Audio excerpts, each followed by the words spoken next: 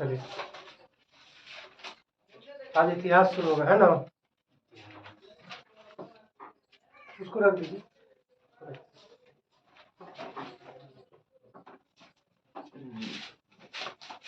आइए, इतिहास।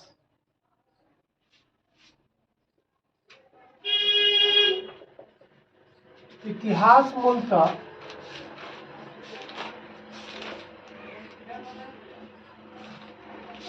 तीन शब्द से मिलकर बना है।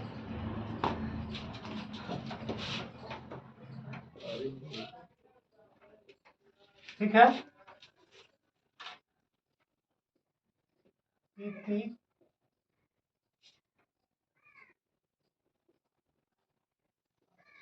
है ना। इति जोड़ ह जोड़ आस, आस। इति जोड़ ह जोड़ आस, है ना। इति जोड़ ह जोड़ आस से मिलकर बना हुआ है इतिहास। यानी कि मेन मूल रूप से इतिहास वैसी घटना है जो निश्चित रूप से घटी हुई है। इतिहास का मतलब हुआ कि जो निश्चित रूप से घटी हुई घटनाओं को इतिहास कहते हैं। कोई दिक्कत नहीं ना। इतिहास के पिता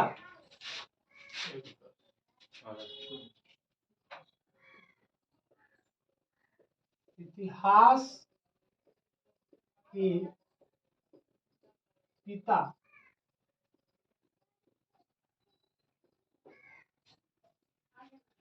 इतिहास के पिता हेरोडोटस को कहा जाता है। इतिहास के पिता हेरोडोटस को कहा जाता है। ठीक है। किसको कहा जाता है? हेरोडोटस को कहा जाता है इतिहास के पिता। कहने का रीजन क्या है? क्योंकि इन्होंने ही सर्वप्रथम इतिहास को क्रमवार लिखने का काम किया है। इतिहास को सर्वप्रथम क्रमवार लिखने का काम कौन किए थे? हेरोडोटस नहीं किए थे। इसीलिए इनको इतिहास का पिता कहा जाता है। इतिहास का पिता कहा जाता है।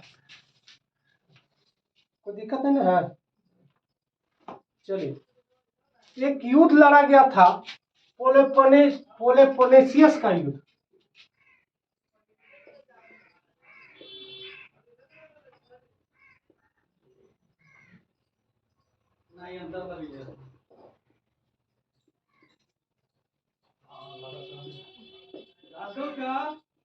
पेलोपोनेसियस का युद्ध का इन्होंने सर्वप्रथम ये युद्ध लड़ा गया था, यूनान तरफ लड़ा गया था। इन्होंने ही पेलोपोनेसियस का युद्ध का सर्वप्रथम विवरण किया था क्रमवार तरीका से, यानी कि लाइन बाय लाइन इन्होंने इस युद्ध का वर्णन किया था। इसीलिए इनको इतिहास का पिता कहा जाता है। क्लियर? पूछता क्वेश्चन है कि इतिहास का पिता किसको कहा जाता है? तो हेरोडोटस। इतिहास का पिता किसको कहते हैं? हेरोडोटस। इतिहास का पिता किसको कहते हैं? हेरोडोटस। इन्होंने एक किताब लिखा था,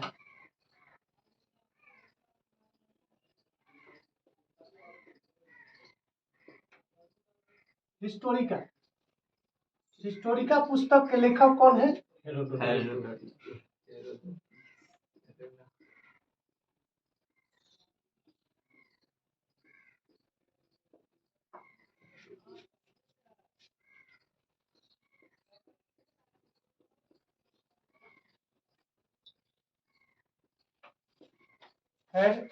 हिस्टोरिका पुस्तक के लेखक हेरोडोटस को ही कहा जाता है। इन्होंने ही 5वीं शताब्दी ईसा पूर्व 5वीं शताब्दी ईसा पूर्व इस बुक को लिखे थे। इस बुक को लिखे थे। कोई दिक्कत यहाँ तक नहीं ना?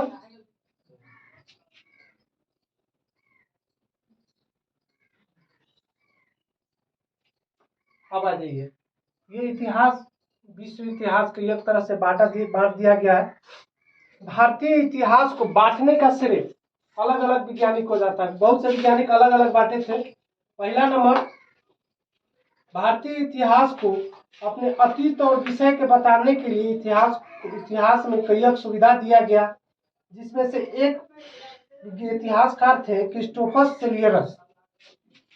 क्रिस्टोफस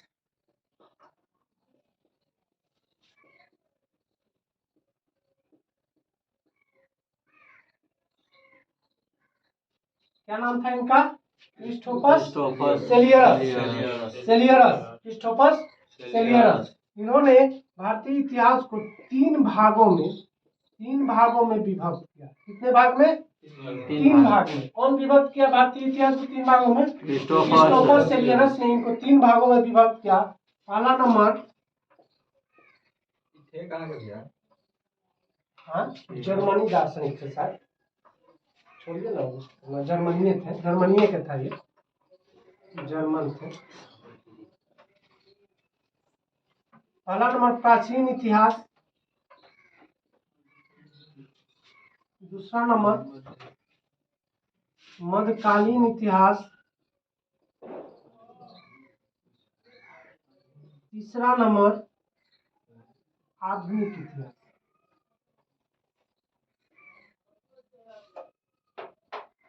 ठीक है। इतिहास को अच्छा तरह से पढ़ने के लिए तीन भाग में बांट दिए। कौन? क्रिस्टोफर सेलियरस, है ना, जर्मनी निवासी थे। इन्होंने प्राचीन इतिहास, मध्यकालीन इतिहास और आधुनिक इतिहास के बारे में बात की, है ना। ठीक है, यहाँ तक कोई दिक्कत नहीं। अब आगे आते हैं। हो गया ना? आइए, सर्वप्रथम भारतीय इतिहास को लिखने का श्रेय, भारत के बारे में लिखने का श्रेय बी स्मिथ को जाता है। ठीक है, किनको? बी स्मिथ को जाता है। सर्वप्रथम भारतीय इतिहास को सुनियोजित ढंग से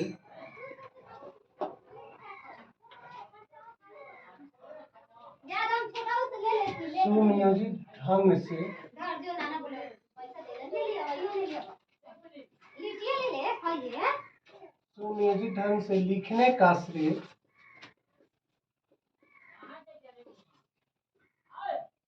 वी ए स्मिथ को जाता है। ठीक है, इन्होंने 1904 ईस्वी में 1904 ईस्वी में ईयरली हिस्ट्री ऑफ इंडिया,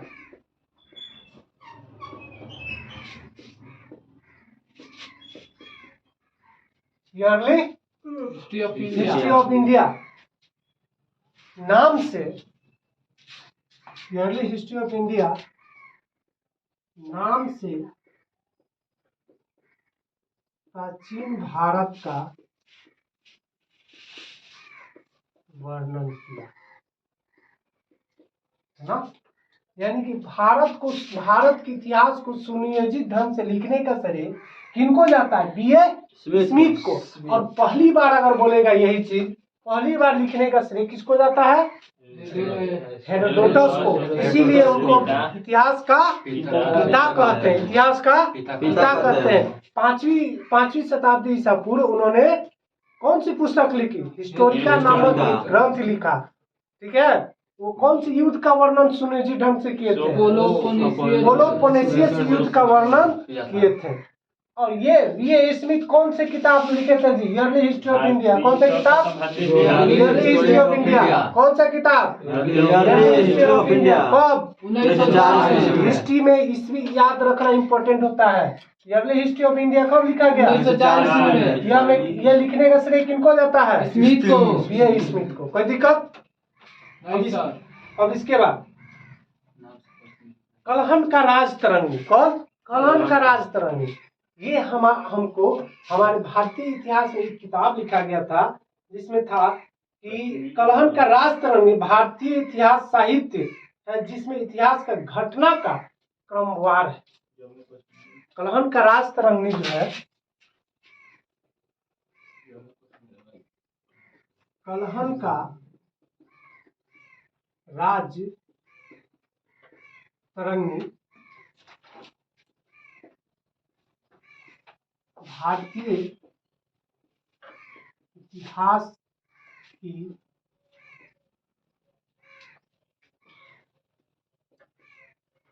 घटनाओं का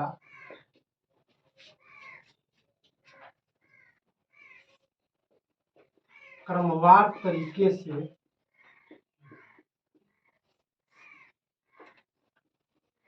लिखा गया है।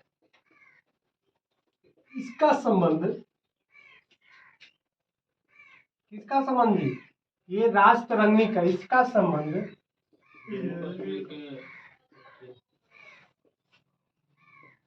जम्मू कश्मीर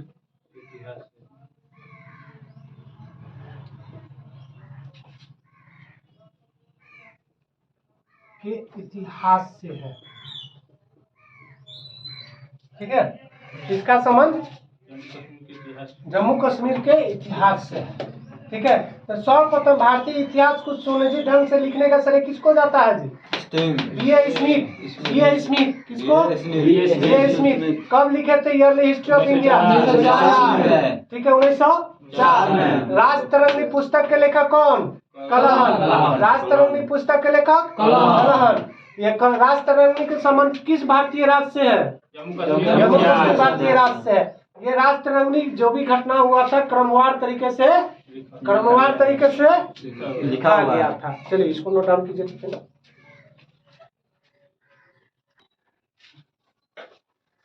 हो गया ना बोला? चलिए अब आइए, इसके बाद समय या कालखंड के अनुसार भारतीय इतिहास को 3 भागों में बांटा गया। ठीक है, इतिहास को कितने भागों में बांटा गया? 3 भागों में बांटा गया। पहला क्या नहीं, प्राग ऐतिहासिक काल। पहले का प्राग ऐतिहासिक काल, दूसरा का आध ऐतिहासिक काल, तीसरा में ऐतिहासिक काल। तीसरा का में क्या था जी? ऐतिहासिक काल। तीसरा में ऐतिहासिक काल। पहले का प्राग ऐतिहासिक, आध ऐतिहासिक और ऐतिहासिक काल। प्राग ऐतिहासिक उस काल को कहते हैं जिस काल में कोई लिखित या साक्ष्य वर्णन नहीं है, जहाँ पे कोई लिखित साक्ष्य वर्णन नहीं है। ठीक है, आध ऐतिहासिक काल उस ऐतिहासिक काल को कहते हैं जहाँ पे लिखित साक्ष्य वर्णन तो है लेकिन उसको पढ़ा नहीं जा सका है, जैसे में हड़प्पा सभ्यता वाला और वैदिक सभ्यता वाला। लिखा हुआ मिलेगा लेकिन उसको अभी तक में पढ़ा नहीं जा सका है कि क्या है, कैसे, सब पत्थर पे लिखा हुआ है, बहुत सा चीज है। अब ऐतिहासिक काल में ऐसा ऐतिहासिक काल जहाँ पे लिखा हुआ भी है और उसको पढ़ा भी जा सका गया है, लिखा हुआ और साथ साथ पढ़ा भी जा सका है। चलिए अब इसको यहाँ से लिखिए। समय या कालखंड के अनुसार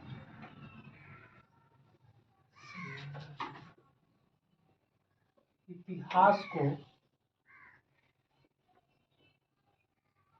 3 भागों में बांटा गया है। पहला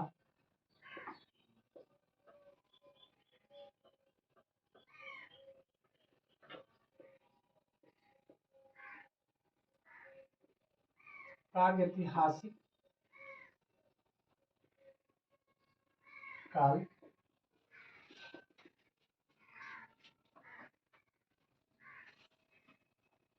इस काल में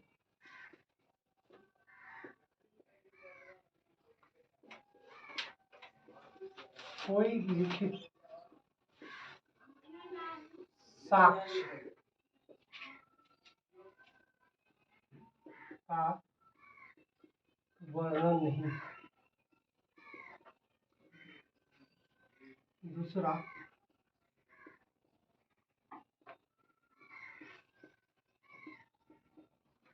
आध ऐतिहासिक काल,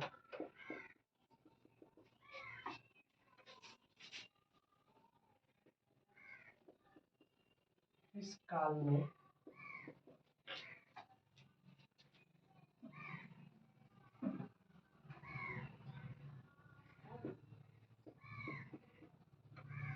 इतिहास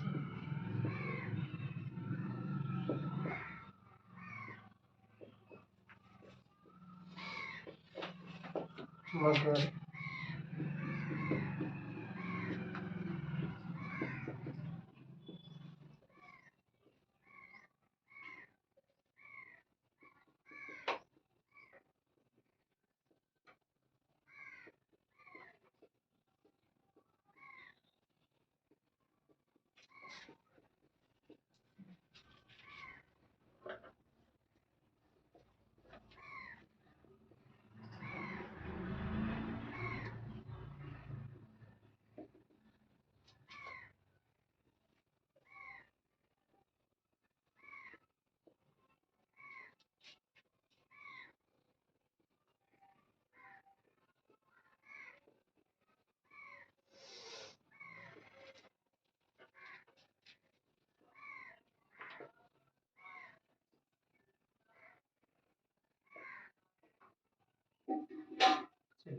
हो गया।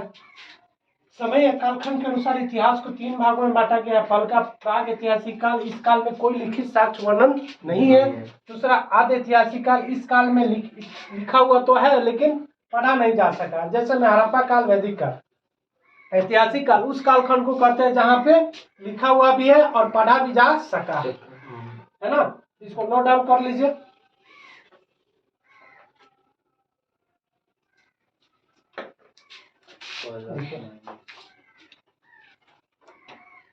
छठी शताब्दी ईसा पूर्व या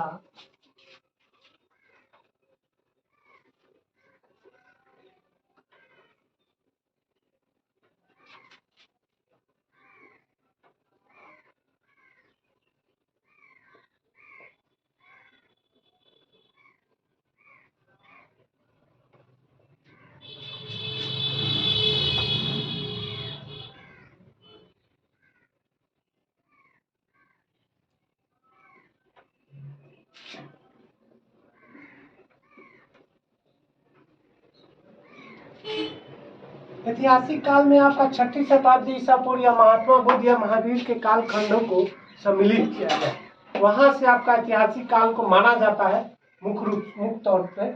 इससे पहले वाला को आपको आद्य ऐतिहासिक काल, इससे पहले वाला को प्राग ऐतिहासिक काल। चलिए इतना पूरा उतार लीजिए। पहले पाषाण युग को भी 3 भाग में बांटा गया। पाषाण युग को 3 भागों में बांटा गया।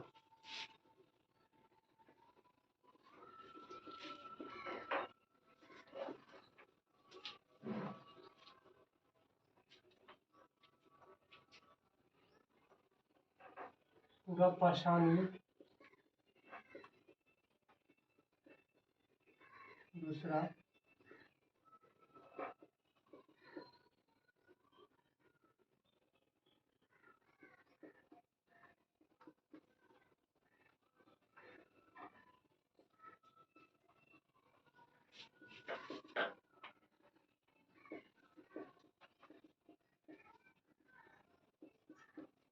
है ना। पाषाण युग को कितने भाग में बांट दिया गया? 3 भागों में बांट दिया गया। कौन कौन? पूरा पाषाण युग, मध्य पाषाण युग, नव पाषाण युग। यहाँ तक लिख के स्पॉट कीजिएगा। इसके बाद अगला क्लास में, ठीक है, और कुछ थोड़ा सा रिवीजन कर लेते हैं, ठीक है। इतना ही तक रखना है, इतना ही तक रखना। इसके बाद चलिए सबसे पहले इतिहास है ना। इतिहास की कौन कौन शब्द से मिलकर बना है? 3 सब पूरा बोलिएगा। इति जोड़ अजोड़ हास है ना। इतिहास में आज ये इतिहास के पिता किसको कहते हैं? हेरोडोटस को। इसको कहते हैं, आपका सूतल है इतिहास का पिता हेरोडोटस। इतिहास ने सर्वप्रथम कौन से युद्ध का क्रमवार तरीके से वर्णन किया था? पेलोपोनेशियस युद्ध का वर्णन किया था। कोई दिक्कत नहीं। कौन सा ऐसा भारतीय राज्य है जहाँ पे उस घटना का चर्चा और उसके बारे में एक किताब भी लिखा गया था और क्रमवार तरीके से वर्णन भी किया गया था। जम्मू कश्मीर का है ना। कौन सा किताब था? कलहन का राजतरंगिणी। कलहन का राजतरंगिणी निकाल लीजिए। कम से कम देखियो को बोलिए, लेकिन बोलिए कलहन का राजतरंगिणी। कलहन का राजतरंगिणी यह क्रमवार तरीके से लिखा गया है। भारतीय इतिहास को क्रमवार तरीके से लिखने का श्रेय किसको जाता है? इसमें कौन से किताब में ऐसा लिखे थे? Yearly of India. Yearly of India कब लिखा गया? 1904 में। 1904 में। हिस्टोरिका नामक पुस्तक को लिखा कौन था जी? Historica Herodotus.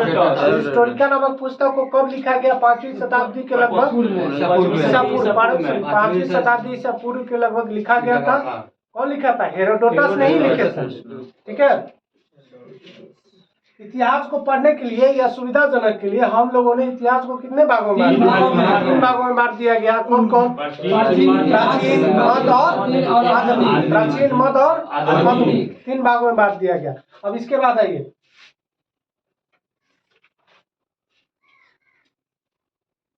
सर्वप्रथम ये तो हो गया ना। सर्वप्रथम कौन भारतीय इतिहास को सुनिश्चित ढंग से लिखा? समय या कालखंड के अनुसार भारतीय इतिहास को कितने भागों में बांटा गया? 3 भागों में बांटा गया। कौन कौन? प्रागैतिहासिक काल, आदिऐतिहासिक काल, ऐतिहासिक काल। प्रागैतिहासिक काल, आदिऐतिहासिक काल और प्रागैतिहासिक काल किसे कहते हैं? जिसमें कोई लिखित साक्ष्य वर्णन नहीं है, यानी कोई इसका वर्णन नहीं है लिखा हुआ, है ना। आदिऐतिहासिक काल का मतलब कि आधा लिखा हुआ है लेकिन पढ़ा नहीं जा सकता। आदिऐतिहासिक काल में कौन कौन है? हड़प्पा और वैदिक सभ्यता। हड़प्पा और वैदिक सभ्यता। वहाँ हड़प्पा जानते हैं? हड़प्पा में आपको बहुत सा चीज मिला है खोजने में, लेकिन अभी तक बहुत सा वैज्ञानिक लगा हुआ, कोई समझे में नहीं है कहाँ है, कैसे, मोहर मिला है। आपकी फिल्म आया है, ऋतिक रोशन का फिल्म है मोहनजोदाड़ो, उसको देखिएगा, उसमें कुछ जानकारी मिलेगा। ठीक है। जो भी चीज है देखे हैं कि नहीं, लेकिन देखिएगा। कहाँ से थे हम लोग? यहाँ पर ऐतिहासिक ऐतिहासिक काल यानी कि जहाँ लिखा हुआ है और पढ़ा नहीं जा सकता है। एक बचा ऐतिहासिक काल। ऐतिहासिक काल में आपको लिखित भी है और पढ़ा भी जा सकता है। ठीक है। पाषाण काल आ जाएगी, पाषाण युग, इसको भी 3 भागों में बांटा गया। इसको भी 3 भागों में बांटा गया। पूरा पाषाण काल, मध्य पाषाण काल और नवपाषाण काल। पूरा पाषाण काल, मध्य पाषाण काल और नवपाषाण काल, है ना। पूरा नक्शा याद हो गया? चलिए अकेले अकेले बताइएगा। आप बताइए, इतिहास के पिता किसे कहते हैं? हेरोडोटस। चलिए ठीक है। आप बताइए, हिस्टोरिका नामक पुस्तक को कब और किसने लिखा? पीछे हेरोडोटस लिखा था। कब? 500 ईसा पूर्व। 500 ईसा पूर्व में। 500 गलत। आप बताइए। 5वीं सदी। 5वीं सदी ईसा पूर्व में। चलिए, ईयरली ऑफ हिस्ट्री आप बताइए। ईयरली ऑफ हिस्ट्री पुस्तक कौन लिखा? Smith. Yearly of India history नहीं, ईयरली ऑफ इंडिया स्मिथ। कौन? स्मिथ ने। ये स्मिथ।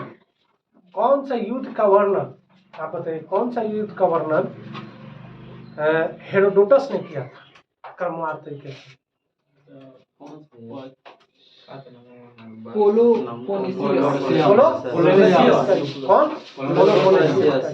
ठीक है। कालखंड या समय के अनुसार इतिहास को कितने भागों में बांटा गया? नाम बताइए। प्राचीन इतिहास में आधुनिक। आप बताइए, आद्य ऐतिहासिक काल किसे कहते हैं? जिसमें लिखा गया है पढ़ा गया नहीं। जिसमें लिखा गया है पढ़ा नहीं। आप बताइए, ऐतिहासिक काल किसे कहते हैं? जिसमें लिखा गया है पढ़ा गया है। पाषाण काल को कितने भागों में बांटा गया? पाषाण काल के 3 भाग में। नाम बताइए। पूरा पाषाण,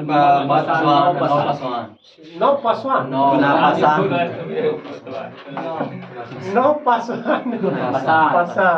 ठीक है। चलिए आज के लिए इतना ही। अगला क्लास में इसके बाद बताया जाएगा आपका पाषाण, पूरा पाषाण काल, मध्य पाषाण काल, नव पाषाण काल, इसमें कहाँ से कहाँ तक ये सब बताया जाएगा। ठीक है, चलिए धन्यवाद।